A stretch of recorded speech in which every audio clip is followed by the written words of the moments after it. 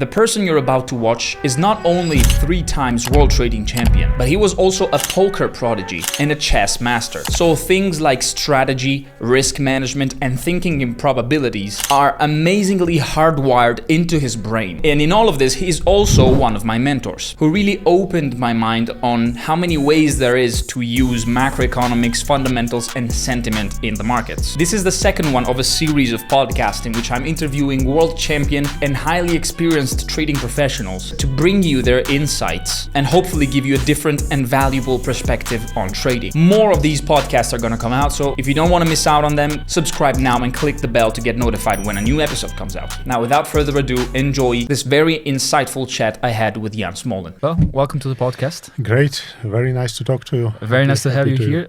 It's probably one of the very first interviews that people are going to see you, proper interview to Jan Smolen online. So thank you for giving us this privilege. So I would like to let's start from the beginning, I guess. And let's go, how did you started trading and what was your path, how did you get to be the world champion at last for 3 years in a row? Yeah, it's actually a bit already hard for me to remember because it's so long ago when I found out about all this world of trading. I remember I read a book, Lars Poker. I don't know if you know about it, but it was basically about trading, about investment banking and this kind of stuff. And also I had some university classes.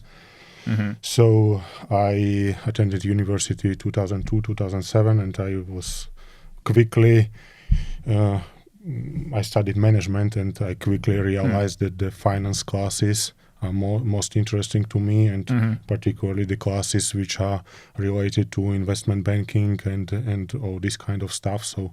So I probably already at that time decided that this is something which I want to do because I was quite good in chess. I had quite a mathematical background, and I also like the stuff like related to games and probabilities. And even when I was a child, like I spent a lot of time just sitting and reading some kind of encyclopedia and like checking like the population of different countries and GDP and like this kind of like crazy stuff.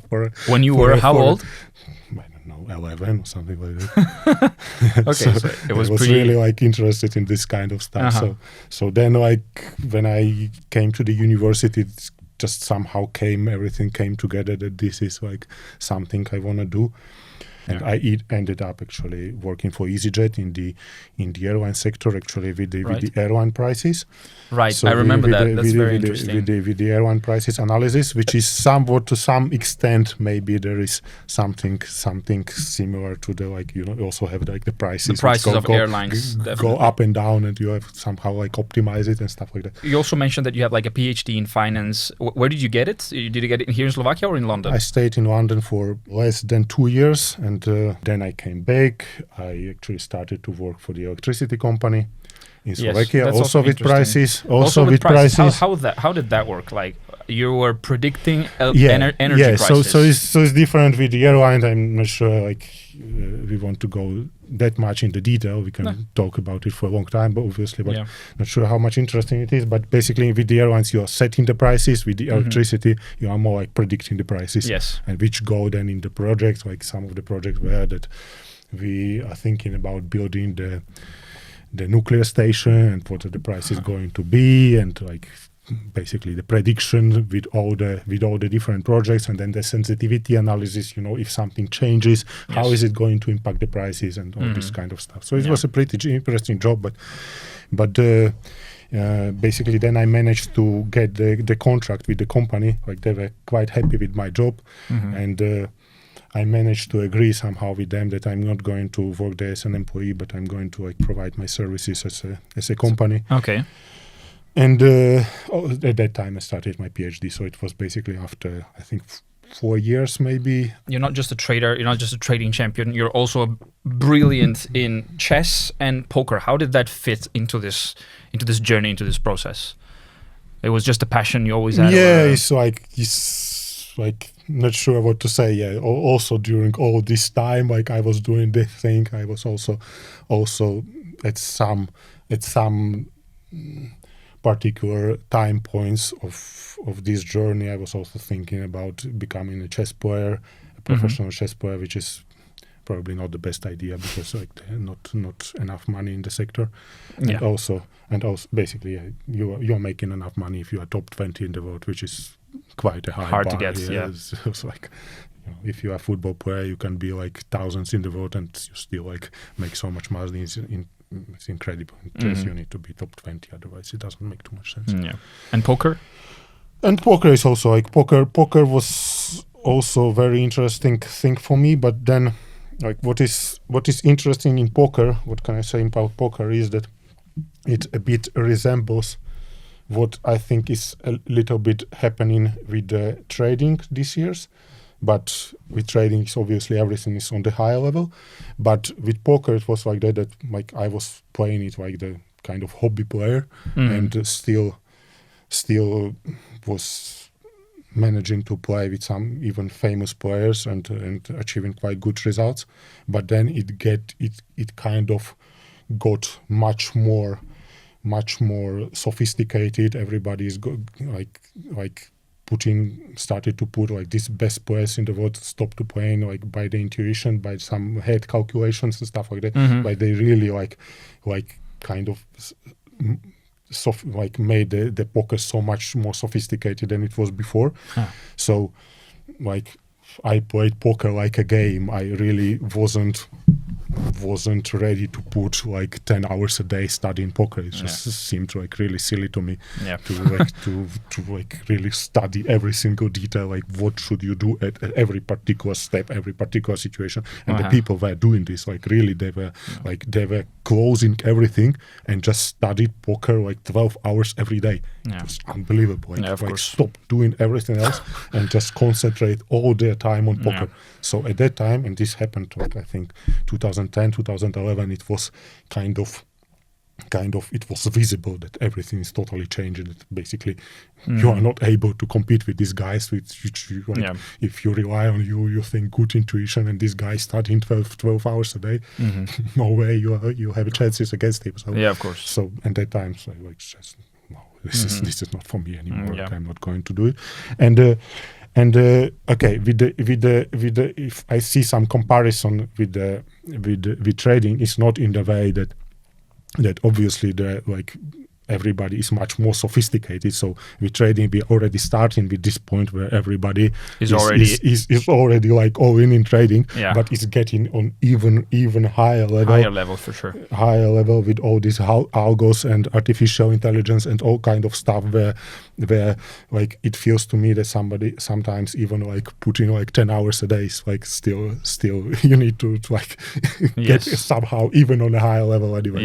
Definitely. But yeah, I'm more inclined to like do it with trading than I was with poker. So the approach is also, I think, on probabilities and risk management. I think in poker you must have those basics of how much are you betting on this hand, how much probability you have on this. So I think that there's a good interesting, some things are very similar, I think, in the way you approach it. Of course, there's a lot of similar stuff, but then there is a lot of different stuff. So yeah, poker is much more simpler. Yeah? So it seems complicated, and you know that there is a lot of study, I understand, but compared to trading, it's pretty simple. Yeah, but once you know the rules, it looks way simpler. So basically, you are almost able, as a human being, to analyze every possible situation and know. Basically, you don't even have to. If you are really good, I think these best players they don't even like think what they need to do in certain situations. They basically just know it. Yeah, and there is also confirmed that there are players who pick like 20 different screens and they play and they basically kind of winning on all of them because they just know what they do.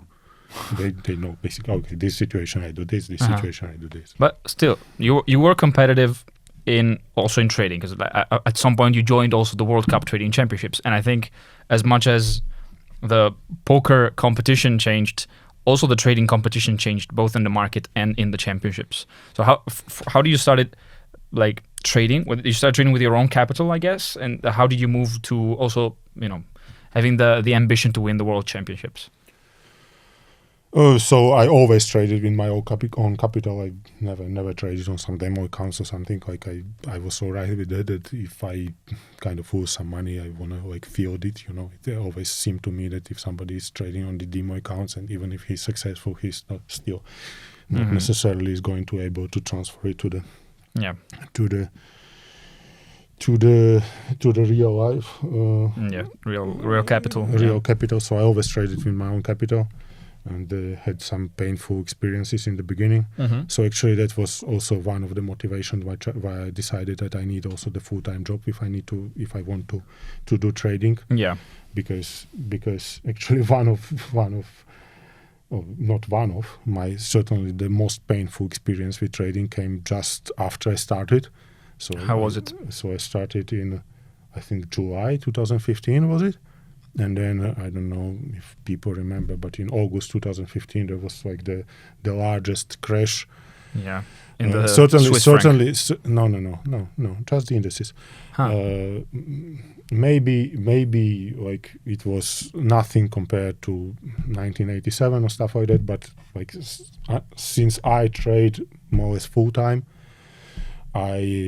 I never seen anything like this. Still, what happened to me basically 1 month after I started trading. So it was like market done anything at all for the whole July and first time of August. It was ranging. So I remember the S&P 500 was ranging in really 50 points range for 1.5 months, doing totally nothing. It was somehow somewhere in the 2,100 region. It's going a little bit up and down. So I don't judge me too harshly. I was really a beginner. I opened some position on some small drawdown, and then it went one day, Thursday I think it was. It went down like another 3%. I was what's like that? It's probably good opportunity to buy again. add little bit. Yeah. Of course. Let's add little bit. So I added little bit. So you keep adding. Then it went down another 5-7% the other day. Yeah. So again added little bit, and then the Monday. So then came the weekend, and then came the Monday. And this Monday it was still like in my almost 10 years of trading, I never saw anything like that. It just opened and it totally crashed. Like I don't know exact numbers. Like it's easy to check on the the charts, but it's just totally crashed in minutes. In minutes, it totally crashed. So you had a really bad drawdown in that. And my account was zeroed out, and it basically went into minus in minutes. So wow. So in I think 10 minutes, I had like. I thought, at least like from my naive perspective, that there is enough money on the account to cover at least losses for another couple of days. Yeah. And it just in minutes it went my account after the opening of. So I think it went like that even in the pre-market session, even if it went a little bit into plus, so S&P was a little bit even higher on the day. Then as we were closing to the US Open, it went like really quickly down, and then the markets opened and it went like crazy down, like totally, like I don't know how many percent, but just not sure even what were the exact rules in the circuit breaker then, but I'm just basically remembering from my memory how it was.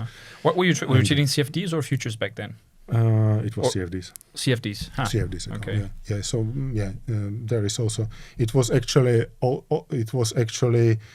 The thing also was that it was not even CFDs. It was kind of spread betting account. And so one thing which is possible also there, that probably this might kind of spread betting, that they went even lower than the futures went, which is quite possible. Yeah. So that maybe they added some salt to the injury, and so my account went to zero, and also they stopped me out when my account was, so I had, let's say, 10,000 in my account. It went to zero. It went not only to zero but to minus 3,000. So I also owed them another 3,000. So that was really like almost like 1 month after I started trading. I experienced something like that. So it was kind of traumatic. I still have nightmares remembering about this kind of stuff. Is still goes in my dreams somehow, that like my numbers goes to like into minus, and I can't do anything about this, and can't stop it and everything. That is so bad. Like luckily now we have negative balance protection in brokers, so you can find brokers that don't go to negative, or they have an insurance against it. So I think it changed at that time. I didn't even think about this kind of stuff. I can imagine. You probably didn't even know it was possible at that point. Yeah. I didn't even imagine that the market can do what it did. Yeah, of course. I get it. So from there, it could go only better from there, right? Yeah, that's a good thing. That's the good thing. So I didn't. I thought at that day that I'm not going to touch anything at all, and basically also think about like how if I leave this minus 3,000 there, so what are they going to do to me? But then somehow I don't know. What was the thing that made you click and started? So at that time I realized that I need to start working full time. That like this is not something I can do. Like so, having an extra income helped you to be psychologically more. I had already some kind of income from this consulting stuff. Yeah. But I realized that I also need like a really stable income to like somehow to be protected. Otherwise, I'm not going to be able to sustain these kind of things if it happens again or something. Of course. So I started to work in the university, and then somehow after some time I can somehow recovered, paid them back this 3,000 or something, and I mean recovered psychologically, and financially, hopefully also. Financially, it was not that like I didn't lose all my. I had some savings and reserve, but still, like I just calculated in my mind that if it continues like this, it's not going to be like really sustainable. Yeah, of course. So. And from that, how did you find an edge? How did you approach trading after that bad experience? I started to be, how basically. Did you have any mentor also? Or no. I never studied any particular books or something. I just observed the market, what it does. Like, in that time I didn't have too much experience, but with time you're basically getting experience. You basically start to learn how the markets operate, and they basically not supposed to do what you think they're supposed to do, and all this kind of stuff. And basically you learn. I also. The only education kind of I'm getting is from the Twitter. So I'm following a lot of people on Twitter who a lot of them are good traders. So basically you get some kind of ideas also there. But basically it came from my observation and kind of simple statistical analysis and kind of that. Basically looking at the markets and finding where the opportunities might be. So about your approach, which I think was very interesting, because when you recorded the masterclass for our Italian students, it was really mind-opening for me for so many different reasons, because I mostly studied from others. There's a saying that I love from a quote from Richard Wyckoff, where he said that people are studying what some other people said about the market, not what the market has to say about itself, which is what your approach. And it was a very I could see that I didn't read those things somewhere else, or like it was a very very mind-opening masterclass that you did, and I applied some of the concepts with a really good edge. Talking also about about news trading. That example was a mind opener for me, because everybody used to say you don't trade news. That's a rule of trading. Why? Exactly. If you see that, So it was really amazing. And about your approach to a new trader who's starting from scratch, where do you think he should go and find an edge? Which tools, which types of analysis, or what's your approach also to trading? It's hard for me to give advices to other people, because I have some set of people don't realize that basically just copying somebody else is probably not the best idea, because we all have some strengths and weaknesses, and unfortunately, I think some people's strengths and weaknesses are better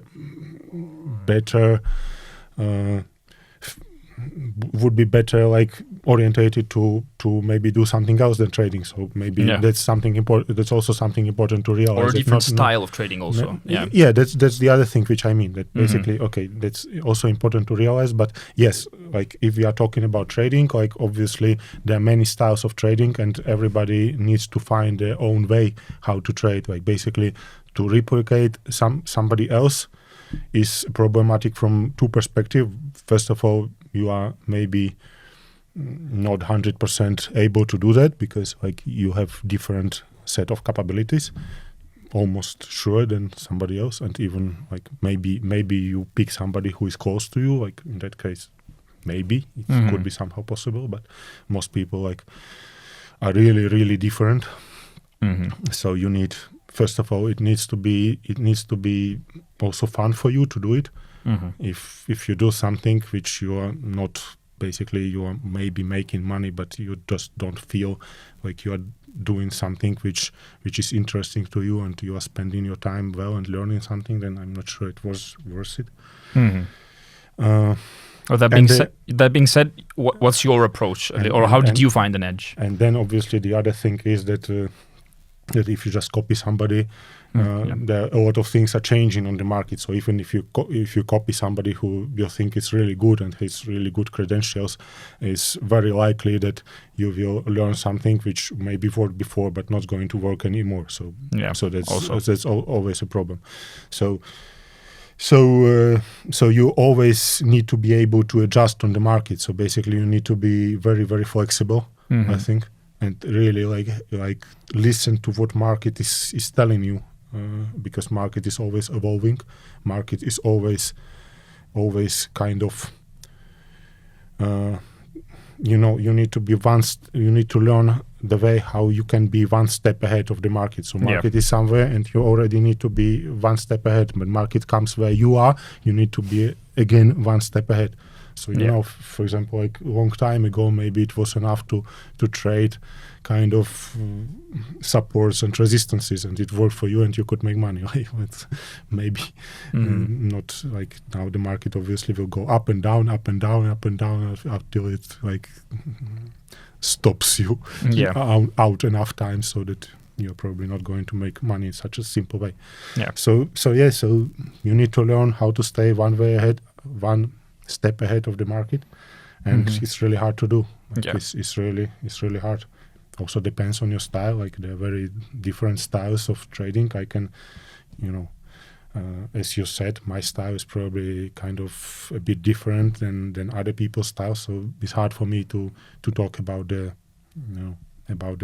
probably most of the people, they trade in a different way. So I don't know too much about. I can say only what I do. So, yeah, of course. I think we can go deep into that. So hard for me to give advices for the other people. So your approach to trading is based, I would say, it revolves a lot around fundamentals and sentiment rather than purely price action or technical based, even though there's a part of that too. So how is your approach to markets? Which markets do you trade? And let's talk a little bit about your trading style. So basically you characterized my trading style, right? I think, and what I'm saying is I'm trying to stay one step ahead, and is evolving. For example, now the intraday action is getting a little bit too crazy for me. Like maybe it suits somebody, but it doesn't suit too much my style. So I'm orientating more on the swing trading, where I basically don't have to compete with crazy algos on the intraday level, which like before I was doing more intraday stuff. Now I'm starting to do more of the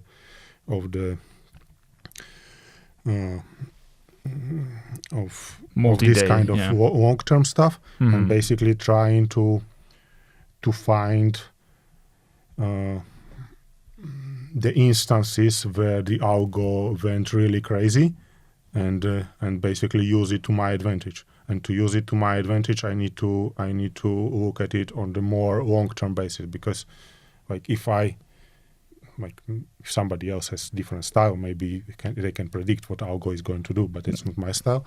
So I need to being able to assess when the algo went too far and like provided really crazy prices, and only then start to very carefully starting my position, calculating that algo will probably get even much more crazy, and that's what I want in that time. In this instance, I'm going to basically I'm building my position in a more long-term way. So basically, using these crazy algos to my advantage. Yeah, some anomalies, let's say, that you see. And this is particularly good on the long side. So you need to be really careful. Even like obviously we know that trading short side is much more difficult than trading long side. Yeah. But particularly in this environment where the algos go really crazy, like with this GameStop company, like for example, like everybody knew that it's like I don't know, 20 times overvalued or something, but still you were not able to short it because of course there's a short squeeze. Of course, it can go to 100, it can go to 2,000, whatever. Like you don't know, yeah, of course. So you are not able to really do it that well on the short side, but you are able to do it really well on the long side. And then the algos are a bit of the disadvantage that they have this zero which they, at least with the most instruments, they are not able to break. So they're basically you are covered basically on the downside, and you can do multiples. So basically the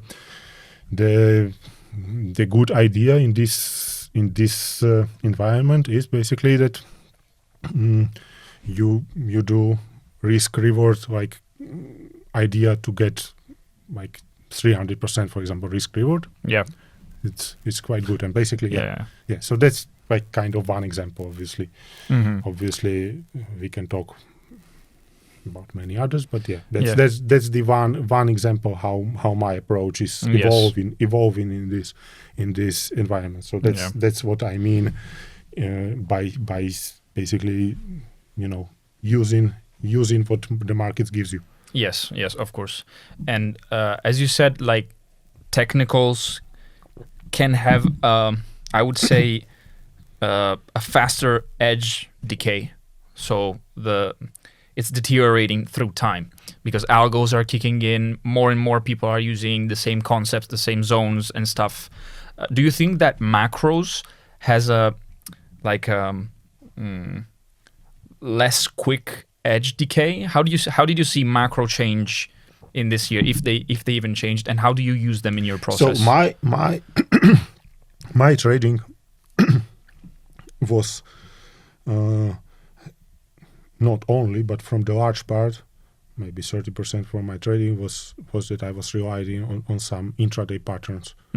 That I was relying on that price. There is high probability that in some particular situations, price is going to do something. Yeah, that was a lot of my trading on the really short-term basis. This is almost not totally, but from the at least 50, maybe more % of it is gone. It's basically these crazy algos are cleaning it.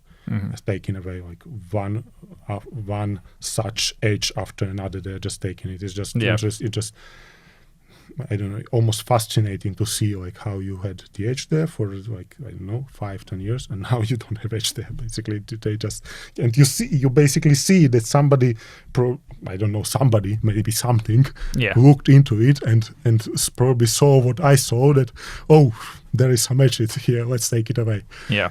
So this is on the kind of intraday scalping basis, but as I answered to the previous question, like if you maybe think about this from some more longer term perspective, maybe you can get different type of edge there. This algo maybe sometimes gets too lopsided for its own sake. But you need to be really like much more precise, much more careful, and much more risk management orientated there. If you want to use it to your advantage. And as I'm saying, probably building your position over over longer over period time. of time. Yeah. Build the position gradually. So basically, when you see some totally crazy price from your perspective, and then obviously you need to be able to differentiate what crazy price is. Yeah, because, for example, NVIDIA on 950 it's not a crazy price. There is a large growth, and nobody knows what NVIDIA is going to be worth in 2 years. Yeah. It could you can very well make a case is the price of NVIDIA is 10,000. Just apply a bit different growth to it, Yeah. and it can be 10,000. So that's not what I mean. I'm not going to short NVIDIA for sure. Yeah, that's many people say that this is the rational price that NVIDIA is at 915. That's not what I mean. You need to be able to differentiate what the crazy price is. Yeah. So crazy price for me is that basically all the fundamentals are pointing to the different way. Yeah, there is no kind of excitement about the market. There is anything at all. And then the price of something is just going up just because the algo decided that this is a good this needs this particular stuff for some reason. And then I probably didn't provide a good example now, because that way you would need to basically short the market, which is not optimal. So you basically want to something else. You get a quite a good AI company in this market. You want to choose some AI company which probably has good fundamentals, which probably will come with good products, but for some reason algo has decided that this is not company we are wanting to buy at this point, and we are just going to short it. For example, this is not with the AI, but recently there was something like that with the marathon miners, which is the Bitcoin miner, and basically is a sector which is loved. It's a sector which everybody is interested in it, and it was just selling like crazy. It's a probably good company as far as I know. So as far as my fundamentals goes, fundamentals are right, and it's selling off like crazy in a sector which is loved sector. Yeah, and basically it went, I think, recently from. It's a Bitcoin miner, Bitcoin went from 60 to 75,000, and this Bitcoin miner went from 34 to 18 in a similar time. Yeah. So then you can structure a really good trade there, because you are kind of protected by zero. Yeah. And also this company owns a lot of Bitcoin, so probably it's not going to if it goes to 10, it's kind of really crazy. Obviously can happen. Of course can happen. Yeah. And in this particular case, I want it to happen. Of course. I basically only very carefully start to buy it here at 18, and I want to algo get even more crazy. Yes, I get it. If we now maybe get some correction in equities or something, maybe it will get to my price, my wanted price of 9 or 10 or something like that, and then Yes. There you can structure a really good trade, because even if you are totally wrong and it goes bankrupt and it loses all the Bitcoin it has and all the capabilities to mine all the Bitcoin, then it goes to zero. Okay, maximum. But still, your risk reward, if it doesn't happen, is just I don't know 5 to 1 or something. Yeah, of course. So unless some crazy there is the trade. Yeah. It shouldn't happen like US, like WTI oil, that it goes negative during COVID happens. Yeah, so actually, with if we are talking about the crazy stuff, yes, that was crazy stuff. You need. No, I mean, for example, you need to differentiate to be able to differentiate. What most people think that is crazy, it's not that crazy. Yeah, of course. For example, with the AI stocks, it's not that crazy at all. That the prices are quite high. Yeah, with this oil, for example. No, it's not that crazy. If you don't have the storage capacity, that you get the of course. In the electricity sector, you get the negative. But afterwards, when it already happened, it's easier to say. But of course. I'm not saying that. Did you live that process? Did you trade that? I lost money actually during that oil trade, but I lost a little bit of money. I saw that maybe around. Were you trying to buy it? Around 20, I saw that is it could be a bottom. Yeah. But then when I saw like the kind of quick drop, I closed it somewhere at 17, actually 16. Basically, So you got out early. I was expecting it can go crazy negative. Like negative? Did you? Yeah, because Wow. I was predicting electricity prices. Electricity prices is the most common thing. True story. Most common thing, like it goes negative. So It happened already. I mean, in my job and consulting practices, I was predicting electricity prices. Right. And on the electricity market, it's very normal prices go negative. It's just the part of business the prices go negative. I didn't know this. So that's why this wasn't like the kind of so much crazy thing for me. That's that's why I wouldn't close my trade at 17 if I knew that I was covered by zero. Of course. It would be easy for me to go long there because you know that it will come back. So you know that there was a chance for it to go negative. That's why I closed my trade when I stopped out. I was seeing it's going down like crazy, and also I kind of heard the fundamental news. I closed it like really maybe hours before it went negative. Because if I knew that I'm covered by zero, it would be not a problem. The easiest trade on the planet to go long. Yeah. Did you long it after, or did you trade anything? Yeah. Afterwards, there was also another good trade there. Basically, not going long immediate contract, but going long the future, the futures 1 year after. So then that's where you are basically there's no real chance. There's no reason for it to stay negative, of course, for the 1 year, because like in the commodity sector, the low prices cure low prices basically. So the lower the front contract goes, the better for the far away contract. So so that was a really good trade to buy the more far away contract. Yes. So that was one thing which was possible to trade there, and the other way was obviously to buy producers, because you can buy stocks, and there you're also covered by zero. True story. Not going to go below. So it was very good. So basically, I went long a little bit of the front, but stopped out pretty quickly, and then went after the crash happened. It was already a good sign that the bottom is in. I bought the producers and the contract, the faraway contract. Nice. And another really another thing that I started implementing in my let's say trading analysis lately, and then you confirmed, is monetary policies and central banks. They are literally driving the fucking markets like a joystick. Yes.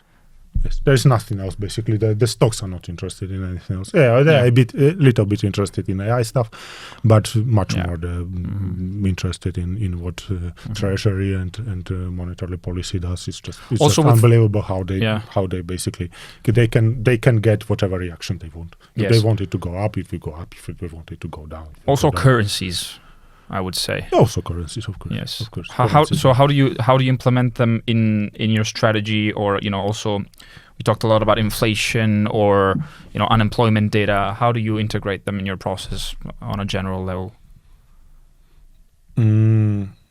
So now the question is about the central banks, or central banks? Please repeat the question. Yes. So I would say the question is if you can give us some insights on how you use macrodata on your trading process on a monetary policy level.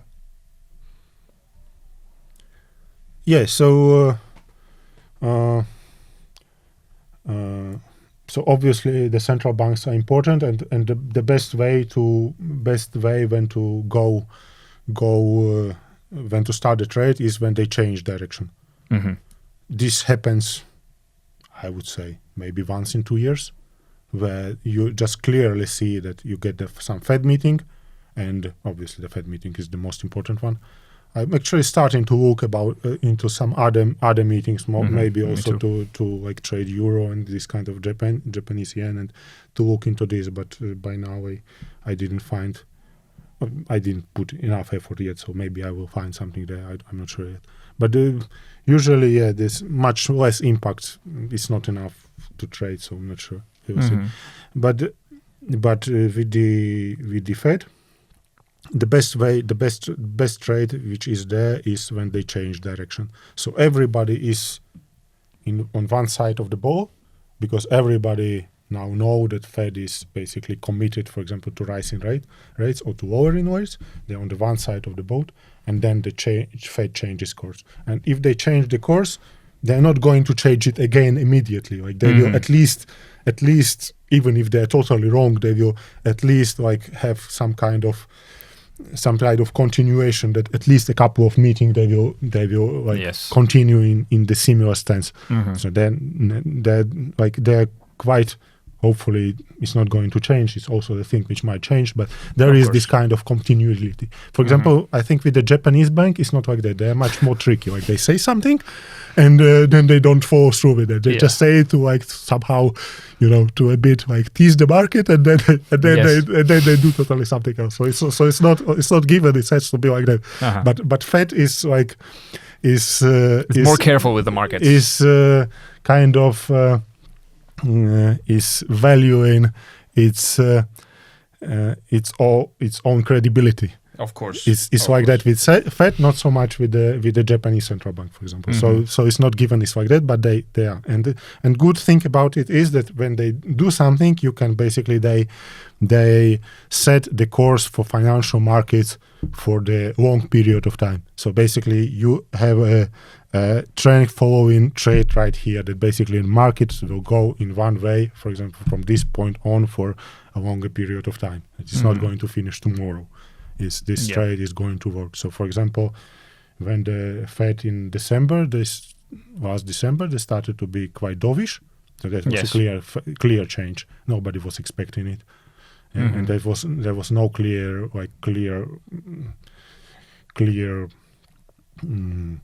reason for them to get dovish. Yeah, nobody was expecting it, but they got dovish. So you had basically a lot of trades right there. With gold, short dollar, buy gold. Maybe the best would be buy basically whatever. Yes, buy basically whatever. Definitely, yes. So yeah, crypto, everything of it. That's when actually even before that you got one signal from the Treasury, from Janet Yellen. Where it's a bit of more complicated stuff, but basically she decided to fund the budget through the shorter term maturities bonds compared to longer term maturities bonds. Don't want to go too much into details, but basically she did kind of easing already before that, and then Fed confirmed it by being dovish. And then it got a really good mix, and after that everything like just shot up and didn't stop until this point. So that's how you basically trade the monetary policy, and it's really good because, as I'm saying, it goes basically one way for a long time. And then a similar thing happened in January 2022 when the Fed first acknowledged that the inflation is a real problem. They were totally transitory before. And then in January 2002, they basically said, probably even little bit before, probably already in the final meetings on 2021, there were like 3 meetings, maybe 2 meetings where the realization gradually came that the inflation is really real problem. And opposite rate, everything went down for a long time. All 2022. Buy dollar, sell everything. Definitely. And now we're reversing, So it works for a long time, That's a great definitely thing. Basically, the algos are not going to kill you there because it's too long term. Like also because you just swing it for a long time, you don't care what algos do in the short time. But also, I think like big market participants, when they take long term position, of course they take it through a long period of time to be able to fill their orders. So I think. Also, most of the best performing hedge funds in the world are using global macros to beat the market. So I think that's one of the best way if someone aim is to do better than S&P. Do better than 8% per year. I think global macro is definitely one of the. And it's also really good. You just can buy stuff and just keep it there. You don't need to watch it. You don't need to trade at all. You just basically. Yes. You just basically set and forget. Yeah. is going to stay there. Like Jerome Pavel said, is going to be okay. Let's It's follow going to be Papa okay. Jerome. Yeah. There is a little bit of a problem with China, for example, with weights Taiwan or something. Basically, everything might go crap and stuff. But there is a very high probability that it's going to go your way if you position correctly after it. Nice. So yeah, I'm saying it's probably every 2 years these changes happen, and also when the best trade ever was when they saved the markets after COVID. Yeah, they went all in. That was the best. That was Like free money. everything. Yeah. Everything went just Crazy. totally crazy. I wish I would have known more about macro at that point and really took advantage of that, because what usually maybe takes 5 to 8 years to have a full economic cycles happen in a matter of like 1 year, 2 years. It was crazy. That was really unbelievable. Crazy. That was the best probably trading setup ever. Like And also you won the championship at that time in that period, correct? Like 2021, 2022. Yeah, that was like I've won it also in 2019, so I wouldn't necessarily pinpoint it to that particular point. It's true, I won in 2020, and then so one of them I won during that time. But that was actually more the forex one, which also obviously it also applied to forex. But at that time, the best risk reward you were getting in crypto, which basically I parked some of my money into crypto. Crypto was easily the best because it was so much pressure down. Yeah. And the risk reward there was just totally crazy. Like, even 10 to 1 was nothing. Yeah. So you couldn't get anything like that anywhere else. Yeah. Also, the oil producers were good, but 5 to 1 in this period was nothing. Of course. It was nothing compared to that, of course. Was too low. Talking about the championships, first I would like to ask, why did you decide to join? Actually, my friend mentioned to me that this is the championship he's planning to win. He didn't? Yeah, he didn't even join. He became a crypto trader, so he didn't even he didn't even try at all. He stopped trading everything else, just crypto. Rest in peace. Yes, but so I decided, okay, that's a good idea. Like I was when I started first. Okay, is there any chance I'm not going to win it? Like it's a clear thing, but it wasn't so easy. So I started in probably 2018. Yeah, so I won actually pretty quickly, but yeah, but not the first two. I think the first 2, 3. At that time, like trading seemed so easy to me. It was unbelievable. I was like, just go there and win it. Yeah. So it wasn't that easy, but but still, in 2019, I managed to win the first one. So actually, I was leading. I was in the first place for a long time. In the future section, actually, maybe in the first or second I joined, but didn't win it in the end. So so managed to win it after some time. I'm saying in 2018 the trading seemed so easy to me. It's just so, and also it's a bit problematic for me now because I was used basically that I'm going to make money whatever I do. I'm going to make money. It's not like that anymore. So so sometimes in these days I'm like learning that markets are not that easy that compared to what I thought 5 years ago. Yeah. So so. There are a lot of examples. So as you say, I was trading in a bit different way, and somehow the things I was doing, like nobody else was trading that way, and there were like really, really crazy edges in some things, where they gradually take it away, but still possible. Just need to, as I'm saying, stay one step ahead. How was your experience with the championships and the Robbins Cup? You're competing also today, I think, in the last global cup. How did the championship evolve throughout the years, if it evolved? I don't think there is too much involvement there. I think that basically the performances of the people who are there are kind of similar. Sometimes there is somebody. It depends also on the market conditions. So sometimes the market conditions are easier, so somebody gets better results. But I don't see too much evolvement. For me, the evolvement is that during this period of time, first of all, it was easier for me to trade during that time, but also I put much more emphasis on these championships than I'm putting now. So now I'm trading it, but I'm not. I don't really. I wanted to win it. I won it already 3 times. So like if I win it 4 times or not, I'm not really so much depending on that. Like I basically fulfilled my targets. Yeah. And now I have some other targets, particularly like in the like maybe putting my basically trading on the higher level, in the sense that basically trading larger sums of money, also maybe managing managing this kind of stuff. Yeah, of course. I think at some point that's the upgrade every trader would love to. I'm more interested in this kind of things than to win in the championship again. Of course. Also, so the platforms they used and the brokers they used are a bit not the best ones. Yeah, I've experienced that as well. So it's a bit stressful for me to use these platforms. So I'm probably not going to participate anymore. Is there anything you would improve about the championship, how they currently are? I just take it as it is, you know. Yeah. Obviously, like the one thing I would certainly improve, I think, like this like totally crappy platforms they use is just totally unacceptable. Yeah. So this is like I would improve the brokers and the platforms and this kind of stuff. But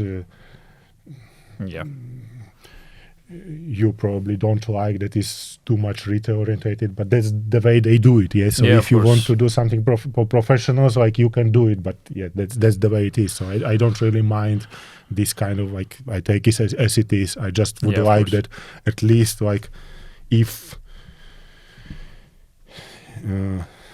it worked as it should do, which in some cases it doesn't. It doesn't. For me. Yeah. Me too. Like if we're talking also about spreads and commission, or there was a couple of things that I saw. Also, Fabio is in the championships right now, and he's telling me, especially in the futures, if you're trying to be a day trader or a scalper, commissions make it fucking impossible. Like his strategy sometimes takes some break evens, but every break even, if you work with micro contracts, it's a little bit hard to manage. I don't want to give bad publicity to the No, it's not about bad, but I think some positive criticisms. I think some positive criticism can help them to build a better platform. I wouldn't even mind so much about the charges. It's more like some things like could work better. Okay, yeah, I get it. But also, it can be a stress test of your edge, in a way, because condition can be harder, so it's harder to get a bigger performance. So it could also be seen in a positive way. But anyway, I think the point of the championships is mainly, to have a showcase platform. But I guess, I don't know, risk management wise, the approach is not the same as you would use in your personal capital. How was your approach to risk management? Were you pushing a little bit more with the risk and with the gas? Of course, we are pushing. Yeah. But like, it's a different, because if you put your all money into one account, then obviously you're not going to push with all your money. But if you have like your money in many different accounts, then obviously with a little bit of leverage, then obviously you can push more in one account and be more conservative in your private account. So basically it's not a problem from the risk management perspective. So obviously, yes, of course I pushed more there. Yeah, of course, that's how of course, you don't win by just being conservative or pointing to do 30% per year. So of course. Was there one or two most memorable trades in the championships that you would like to walk us through? or one trade? I don't even like differentiate between championships or not championships. Yeah. I don't even particularly remember that this particular trade I did in the championship and this particular trade I did. Or in general, also in your trading journey. I don't try to to make one particular, and it's not a good mentality. Every time I think this is maybe important to mention that every time you kind of like want to, I don't know, on one side maybe, okay, so yeah, because I'm saying that's basically the way I would approach trading is that you don't trade like, you are not so much involved in the markets for the long periods of time, and then you see that now you need to go all in. Yeah. So you go, now you go and now you push. Yeah, so that's one perspective, but the other perspective is that basically if you are too much excited about something, about one trade, if there is too much excitement, then it's probably not going to work. So it's a bit contradictory. I understand that, but there's not much difference between a very right mentality and very wrong. They are very close to each other. Like love and hate is close to each other. So like right and wrong mentality is very close to each other. Yeah. So you need to be really like, on the one hand, unemotional. On the other hand, you need to realize, okay, now is the chance to make money. Now let's go for it. Now let's get involved a little bit more. Yeah, so that kind of stuff. So I'm not sure. I better remember my bad trades. That's more important for me to remember my bad trades than remember my good ones. I said memorable trade, not necessarily in a positive way. Okay, so I told you about this one. Then there were a couple of trades where I was sure the market has to do something, and went like more than was probably appropriate, and the market pushed against me and pushed against me in a way. The worst trades are where you are basically right. You are just not able to sustain the pressure of the market, and not the right timing, maybe. And you basically close the trade at the point where it's turning down. Yeah. So it was the trade, for example, which was not so much important trade in any way, but now in December I think the oil went up every single day. It went up, and from my perspective, like for no apparent reason. So I was a bit like confused because I'm saying now is the period of time where the algos basically, and the sentiment and all this kind of stuff are driving everything. And obviously there is the saying that the markets can stay rational longer than you stay solvent, and of course we understand all this kind of stuff. Like the experienced traders, we know all this kind of stuff. But I think like during the last 2 years, this notion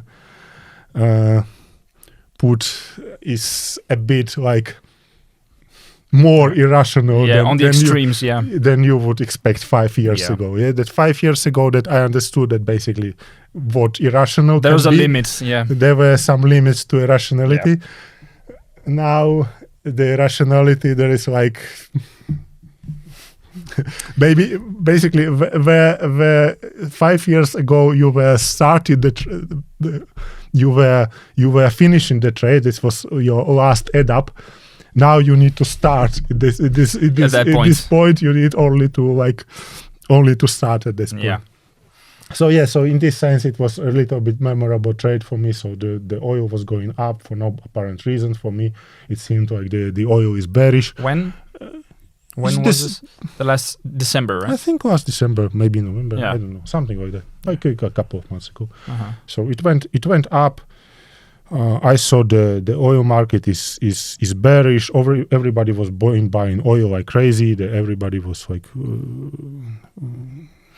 So basically, and every single day it was going up, and I was averaging down averaging up on the short side,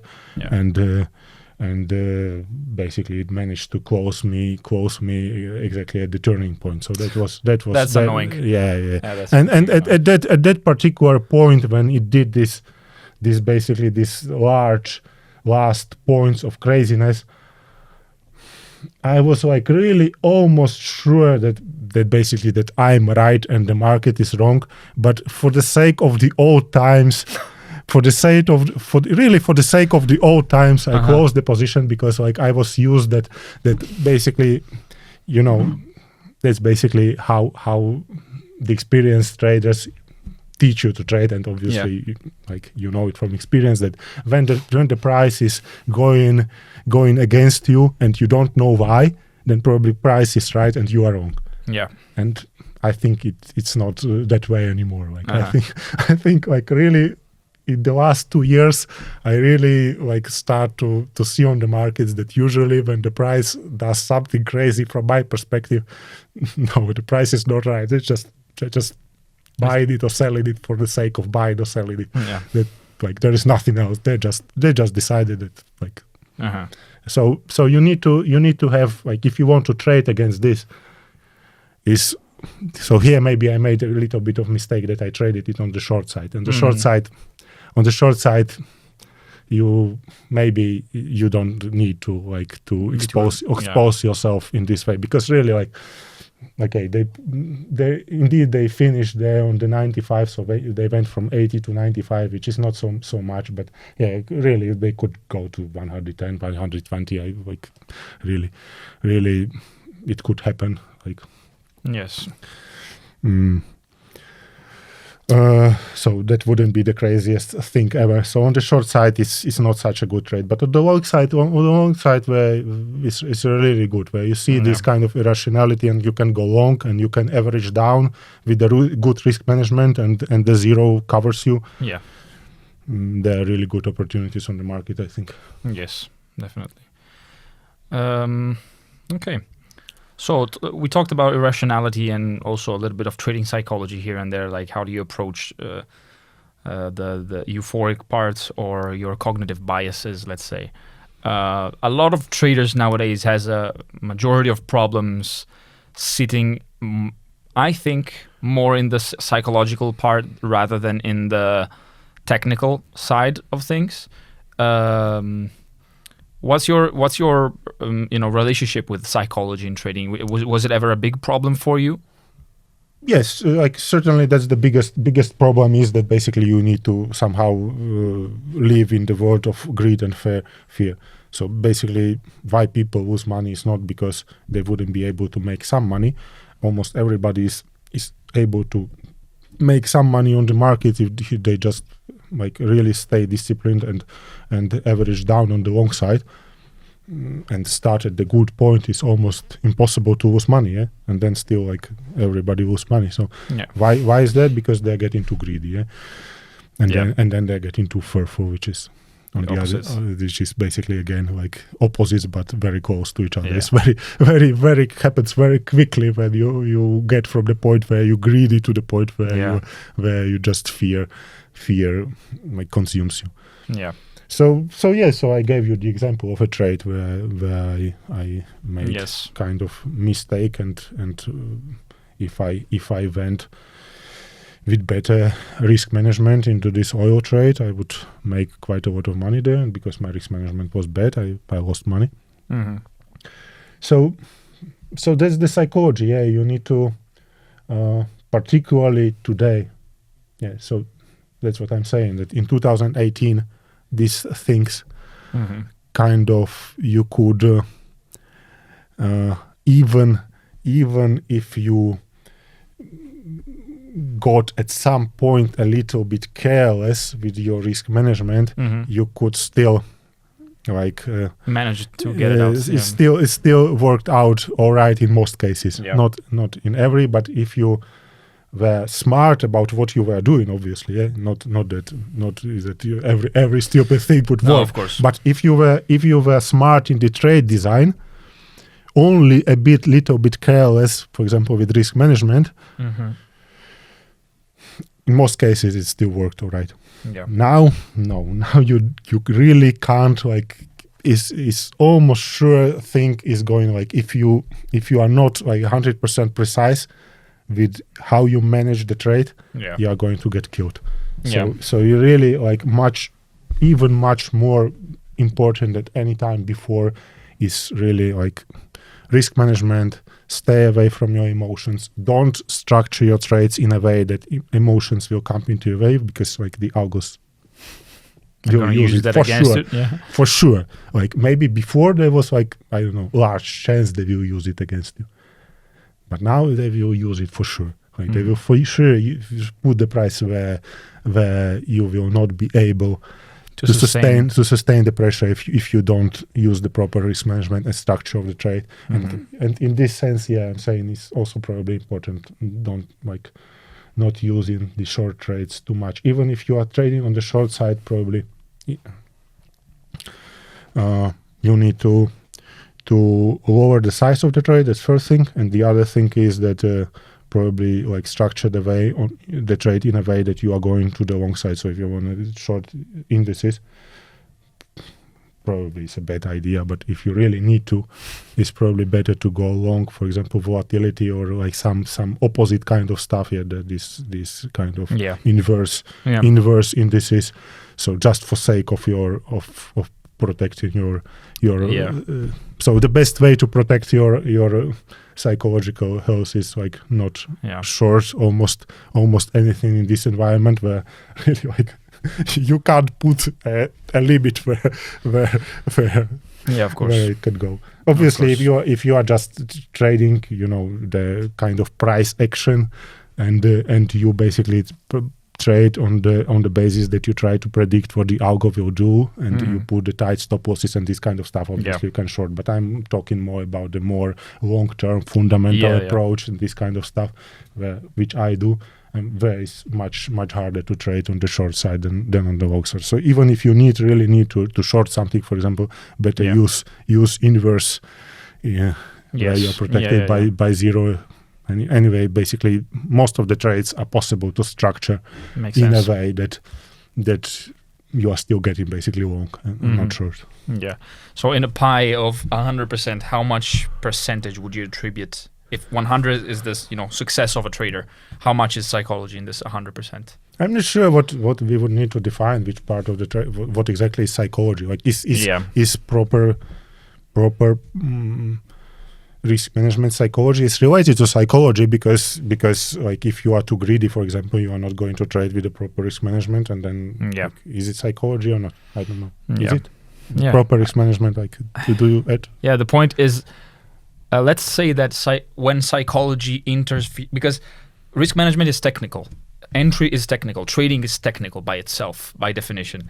So by psychology, I mean when the choices you're making are not based on your rules, but are based on your gut feeling, But at the same, if you trade in a totally technical way, then there is no room for emotions. So then you are basically covered. Yeah. Like if you do everything you said based on the technical, some kind of analysis and technical kind of things, like then you don't need to think, I think, about emotion, because you just calculate everything and that's what you do. I think the thing is maybe you deviate from your plan or from your technical side because for me it's a bit different, because like I spot some kind of irregularities on the market and I try to use them, and basically there is little technicality, for example, in where I put the stop loss. I have to decide somewhere where I put it, but I'm not putting it on some technical calculation. I just need to. It's basically very, very hard for me. I get it. Very hard for me to if I believe, for example, that something is something like will do something, where to put the stop loss. So. Because this is another topic I would like to discuss, because it's really interesting and there's so many different views, because there's much mechanical and technical traders, and then there is, let's say, more intuition also can play a role, or there's some things which you can't quantify every time you trade, or it's hard to put them in an algorithm, let's say. So I'm certainly less technical than most people in my trading. Certainly, maybe maybe even then almost, I don't know, then the large percentage for sure. So for me, is the emotions and this psychology is more important than for the other people. So people who are more technical and calculate everything just somehow based on some calculation or some programming, then they don't need to deal with emotions. But I need to. Yeah. I need to, and for me, it's basically, I'm saying as with time progressing is more and more important for me to keep the correct risk management. Yes, of course. Yeah, I would say that for people who are not, let's say, are mentally strong enough to trust their bias and to respect risk management, some more technical approach would fit. I wouldn't say that having a very discretional approach like yours can work. Like, I think you're one of a kind on some point. Like, you're very, how can I say, you can trust your intuition in a way. So subjectivity and objectivity. I agree with you. Yeah. That's why also when you asking me to give advices for other people, it's hard for me to do, because I'm not sure this approach would work for. They need to find their own way. I'm not sure my approach would work for most of the people. Because like really, I'm observing things on the market and which I think would. It's hard work. to replicate sometimes. Like for most of the people, some other approach would be probably better. Yeah, of course. That's really interesting. Subjectivity in trade, because most of the industry or most of the books or most of the people I hear saying that you should be 100% objective. You should be able to quantify those rules. You should be, tending towards the quantitative approach as much as you can, because that avoids you being interfered, your trading to be interfered by psychology. And it is true, I think, for most people, but it's not the only approach for sure. Yes. And like they say in the markets, like when everybody is on the one side of the boat, and maybe there are some opportunities on the other side. So you're a contrarian trader also as well, I guess. Not so much. But as an approach, not so much. When example, when I said it for you, for example, to go long when Jerome Powell goes dovish, it's the easiest trade on the planet, which everybody knows this. So that's not contrarian.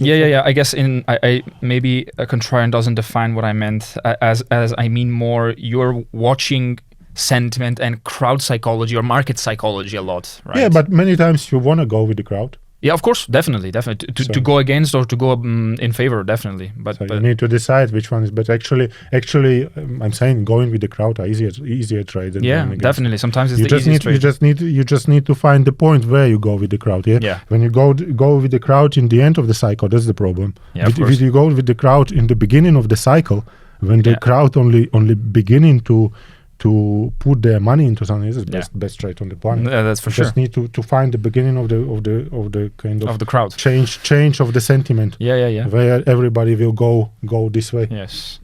So did you what are your reference points for sentiment? Oh, well, there are many. Like one of them is Twitter, so you see basically what people are shouting there when laser eyes on Twitter and stuff like that. I don't know if you heard about it. Like everybody put laser eyes in a site that like we are all in on crypto. Obviously, turned immediately. Mm-hmm. So there's also this kind of sentiments. Then you have these COD reports, which many people use this COD data, and then you have some sentiment indicators also. There are like really many of them. So from some sites you can see what retail is doing. Yeah. But basically, it's not a question what the sentiment is. Yeah, when Jerome Powell was rising rates like crazy, like what would you expect the sentiment to be? Yeah, you don't really need to check it out too much. Obviously, everybody was buying dollars and was selling stuff and also some kind of these indicators like how what percentage of people are bearish and what percentage of people are bullish. Actually, also this sentiment on the bearish side is much better on the bullish side because bulls have advantage over the bears. Of course. So the bullish sentiment can stay for long periods of time, but when the sentiment gets really bearish, then probably like it's easier to find these bottoms compared to tops. With the sentiment, in most cases, you don't need even to check. Like it's obvious. What do you think the sentiment is with the stocks right now? Like you do need to check. Yeah, of course. You just check. You just like the price. Yeah, of course. You need to check. So in most cases, obviously I check. Like I can check code data. I check what the Twitter people are saying. But in most cases, it's not even needed too much. Yeah. Price can tell you already. Kind of. Yeah. If you went back, let's say, if now you could look back to yourself, let's say 10 years ago or at the beginning of your trading career, what would you say? What would be 3 tips you would give to yourself to make the road easier? Well, certainly like really to grasp the importance of risk management, because like in some cases like there were some painful trades for sure where the only mistake was improper risk management, and that's basically a bit related to the fact that I saw that trading is really easy at particular times, and obviously it's not that easy, or at least not that easy anymore. So that's certainly one most important thing. I'm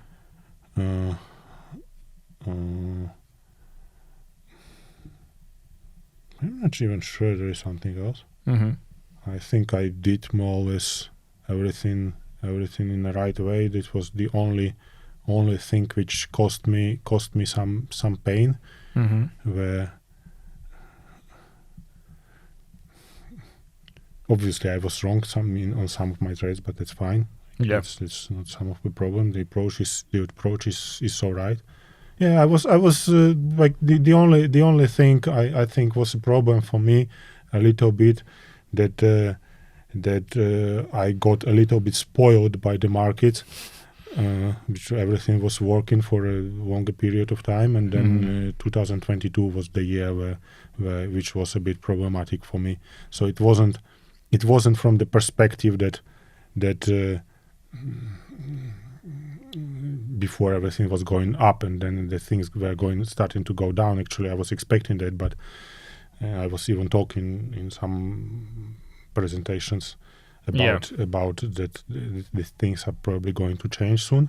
Yes, and everything is going to down. But the way the trading conditions changed, like, got me a bit by surprise.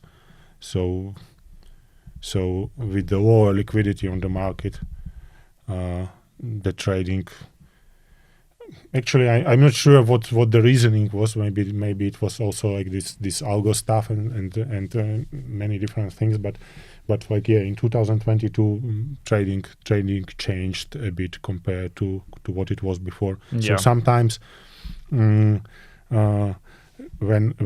what I was able to rely on some kind of price action, intraday price action before. Yeah. Like I think that 2022 was a change where this reliability like changed. It was much harder after it to rely on something. Like sometimes really like price on the short-term basis was doing really like crazy stuff. I wasn't prepared. So like really like somebody started to buy euro when there was like totally no reason whatsoever. I didn't see like any reason whatsoever for anybody to buy euro, and I was quite good in these things. Like this worked for me for a really long time. So it's not like the beginners kind of stuff that people think that okay, something should happen and it doesn't happen, and then it worked for me for a long time. So it was a really like large change there, that some kind of like really fundamental change of how things worked on the market. So So I needed to readjust, but it's also normal. The markets evolve. You need to be ready. To be ready. Do you think they're to evolve your strategy and your methods and what you use? It's also like nothing too strange about it. So that's probably the only thing I would really like emphasize is to be really stricter with risk management, where I made a couple of mistakes due to due to this. But other than that, I think I define. Nice. Do you think that in the next years, you talk about algorithms and artificial intelligence, do you think that it's going to be more and more of a problem? What's your view on that? Again, it's hard for me to talk for the other people because I think of what I see on Twitter, for example, also that people try to predict not what basically they try to predict what algo is going to do. Yeah. Maybe for them it's great. I don't know. I think maybe the algo is going to get more sophisticated and maybe it's going to get harder to predict for them. But that's the different kind of story. I don't know. I can't talk for them, so I can talk only for myself. And I'm saying that basically you need to adjust. You need to use these things which are happening to your advantage, which is I think is probably possible to do. Still possible. Yeah. Still to like raise the flag of humanity against the crazy, stupid, sophisticated machines. Still we can do it. Amazing. Do you think I'm gonna go with some questions which are gonna be, I guess, quicker to answer, but I don't know. We'll see. Do you think that banks conspire against retails and hunt their stop losses? I think this question is totally wrong answered. Every market participant just does what is to their advantage.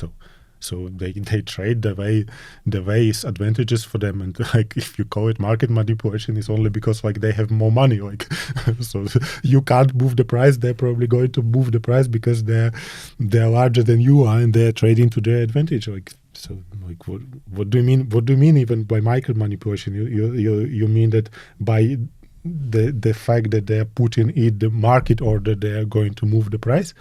Like that's the point of the market. Yeah, of course. How do you think that they are going to do something stupid? Yeah, of course. Which they know that is stupid. Yeah, that's basically going to do something stupid on purpose. No, they just put the market order there to make the largest benefit possible for them. That's what they do. Yes, it's going to move the price, and probably it can affect your stop losses. Yes. Yeah. Your stop losses can end up in some move. That's what you do when you trade the markets. You trade against other market participants. That's almost not in every sense, but in some sense, it's a 0.0 sum game. Yeah, with derivatives for sure. Yeah, not in every sense, but in some sense, it's a zero sum game. So they're trading against you. Yep. So you mean like they vote against you, and you call it market manipulation? Like. Of course they don't want to lose, they want to win against you. And they are probably better than you. So yeah, of course. Do you think there is a holy grail in trading? There is one strategy that always works, or there's, Perfect. That was pretty easy to answer. Yes. Do you think that market moves always in the same way? I don't know even understand what you mean. It's very big. It's a very open question, But obviously, I think I explained during this podcast. Yes, quite in detail. Definitely. How, for a person that starts from zero, how much money do they need to make a living out of trading, provided they have a nice edge? That's a hard one. Everybody has different needs, and if you are right to live in your mother's basement for like 5 years until you grow your account, I don't know, maybe 1,000 is enough. Like, yeah. Mm-hmm. Okay. Obviously, it's better to start with the larger accounts. Mm-hmm. So realistically, if one wanted to live only out of trading, has its own house, expenses paid. How much would be the? There are a lot of examples of the people who put some $1,000 into some Dracula coins, and they make like 10 million of it. Of course. For them, I understand. We are not talking about these particular cases, but yeah.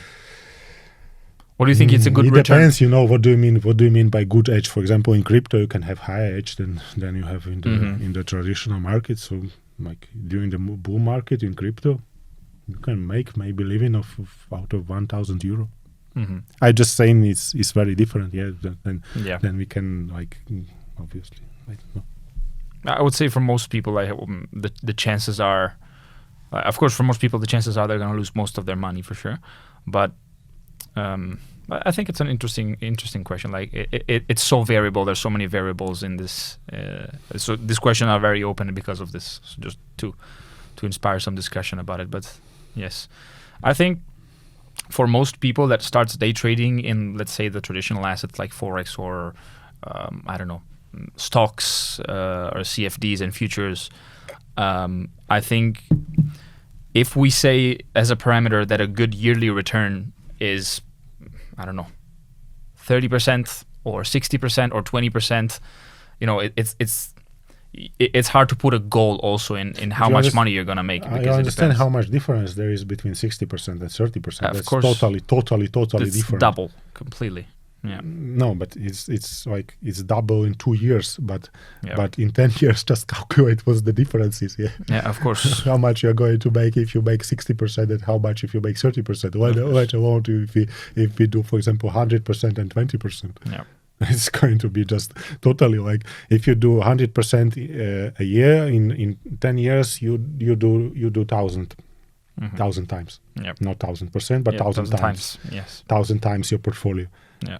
That's enough. Yeah. If you start with 1,000, you have a million. Yeah, of course. Yeah. Of course. That's not so bad. If you do 20%, how much you're going to make in 10 years? Not so much. Maybe 3 times. I don't know. Yeah. How much is it? With More, maybe with compound interest is a bit more, probably. 4 or 5 times, but whatever. It's not going to be that great. Yeah. So we are talking that in one case you make million, and in the other case you make 5,000 euros with a nice edge, as you call it. Yes. So nice. Let me check real quick.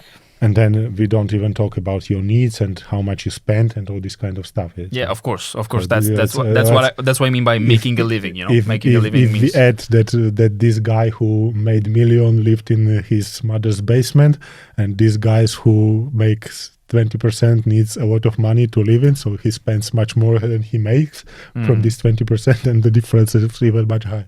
Yeah. I have to say. Okay. If this is a bit of a joke questions, less very open questions.